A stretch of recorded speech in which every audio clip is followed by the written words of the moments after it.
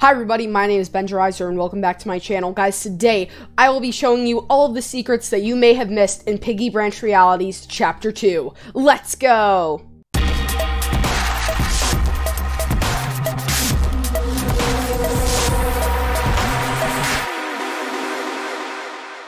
Alright everybody, so in this latest chapter of Piggy Branch Realities, which in my opinion was one of the best Piggy chapters I've ever played in my life, there were actually a lot of secrets, from all of the secret notes to what actually happened to Willow in the end. All of that will be covered today. But to start things off, we are going to go through all of these secret notes, and I'm getting these from the Piggy News Twitter account, so credits to them. But this first note, it says 3 weeks in, going all right. Miguel and I raided a clothing store a couple of days ago and scored some neat sweaters. We've been struggling a lot on food though. Let's just hope this infection comes to an end soon. D. And of course, D in this case would stand for Doggy, because this note was written before the events of the chapter, I'm guessing. So Doggy and the player, just like in the original story, stayed here for probably about 2 weeks to maybe even 3 weeks. But yeah, this is really interesting because it also explains how they got their sweaters, so like their flannel shirts, and then, if you don't know who Miguel is, he's the actual name of the player character in this chapter. Yes, the player character actually got a name. It's crazy. Alright, but now in the second note, it says, note to trainee, if you ever forgot the password, which frankly should never happen, but if you did, the digits are hidden around the blocked areas inside the forest. So that's kind of saying like, okay, the digits for like the code to get out of the gate, I'm guessing, they're like scattered around the forest, just like we kind of see in the actual chapter itself. And then this next one, it says, notice, please be indoors by 6 p.m. It is unsafe to be out and away from the main campgrounds past this time. Safe camping. And that also shows because of the spirit character, who, in my opinion, is terrifying. Yeah, that kind of just shows because I'm assuming that they only come out late at night, so that's pretty interesting as well. And then this next one I also find to be very interesting. It says, to the love of my life, I'm so deeply sorry for the unfortunate demise that you have met way too soon in your life. I pray that I may look up in my dreams every night to see your face one last time. And who else has lost like a really big loved one? Yep, Mr. P. So I'm guessing Mr. P probably wrote this. So that means he had also been here, kind of like how the radio in book 2, I mean, in book 1, chapter 4, the original forest map, he had like the radio there. This would be like his impact on the story of this map. So not really too much impactfulness there, but it's still pretty interesting to know that, like, yeah, basically the same events leading up to this chapter, they all still happen. And now we have this one, which is right by the cave. It says, warning, loose rocks and dangerous creatures inside.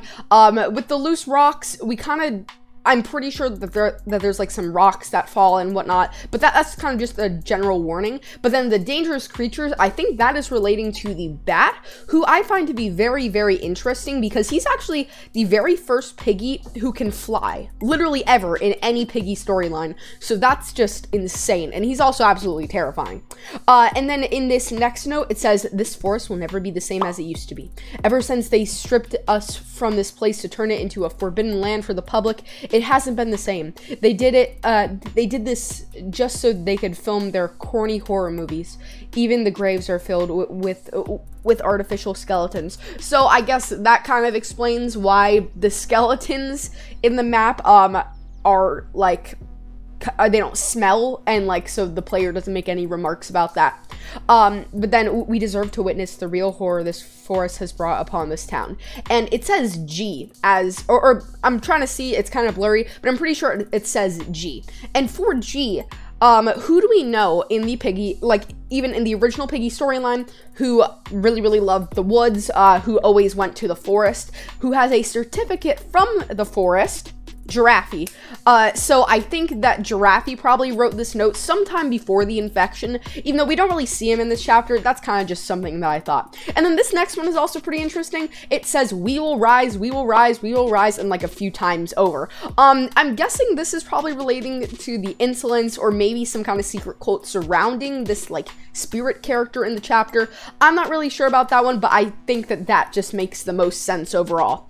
But yeah, so now what we're going to do is we are going to take a further look at the actual cutscene. And you guys probably already know what happens, but yeah, we are going to break it down. So basically, at the very beginning, Miguel gets the gate open for Doggy and him to escape through, but then Doggy is busy fighting Willow, and they have an absolutely epic fight. It's one of the best in Piggy ever. Then Miguel tries to stop it. He gets punched in the face, and then Willow starts to threaten Doggy, which I think is terrifying. And then he basically gets her, like, pinned kind of close to, like, a tree, and he finds an axe. And we all know what happens when Doggy has an axe in his hand. Yeah, he's gonna kill with it, and he murders Willow using an axe. Yeah, it's pretty terrifying, and like, I had like a nightmare about that. Like, that was terrifying. And then, like, he goes on to bury her after cleaning his axe, which was stained with blood, which I think that is one of the darkest moments in any Piggy storyline, like, genuinely.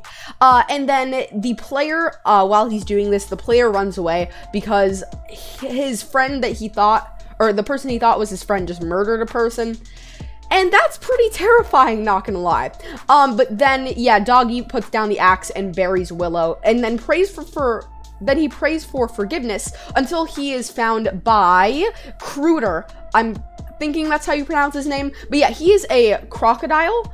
I think a saltwater crocodile from what I can tell. And he basically offers Doggy the chance of survival for secrets about the Lucella Police Department where Doggy works. So kind of a fair trade-off. And then the next day he comes back with all of his friends and they give him some decent supplies.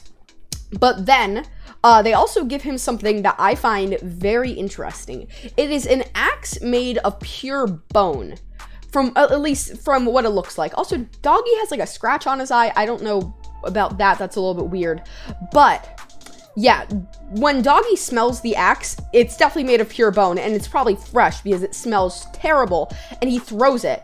And this is kind of where it gets interesting, because then it zooms in on Willow's grave, and we don't see her body in there. Now, you guys have probably connected the dots, but I personally think the axe is made out of Willow's bones. Yes, and they did that kind of just to mess with Doggy, but that is one of the most terrifying details within any of these chapters. Like, that is absolutely insane.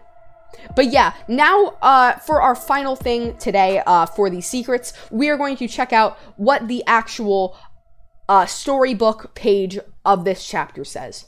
So, the story says, Doggy and Miguel are abruptly woken up by Pony and Willow. Pony smashes the potion that Willow forced him to give to the officers and runs off. Doggy takes on a fight with Willow as Miguel decides to get an exit open.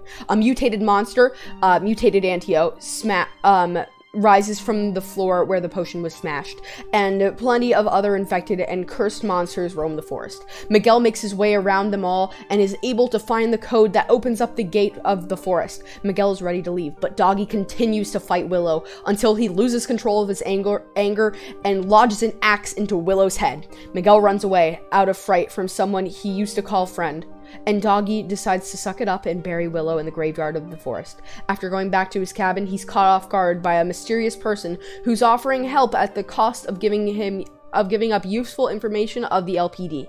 Doggy decides to accept and meets the mysterious person who admits their name as Cruder the night later. They do their trade and go back off to their places of living.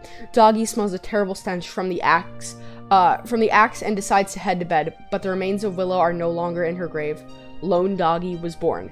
And yeah, that's one of the best Piggy backstories, I think, of all time. But yeah, let me know if I missed any secrets. But guys, with that said, I think that's actually going to wrap it up for this video. If you guys did enjoy, make sure to leave a like and also subscribe to my channel and hit that notification bell so you know when I post more awesome videos like this. This chapter was absolutely awesome. Literally one of the best in Piggy games ever.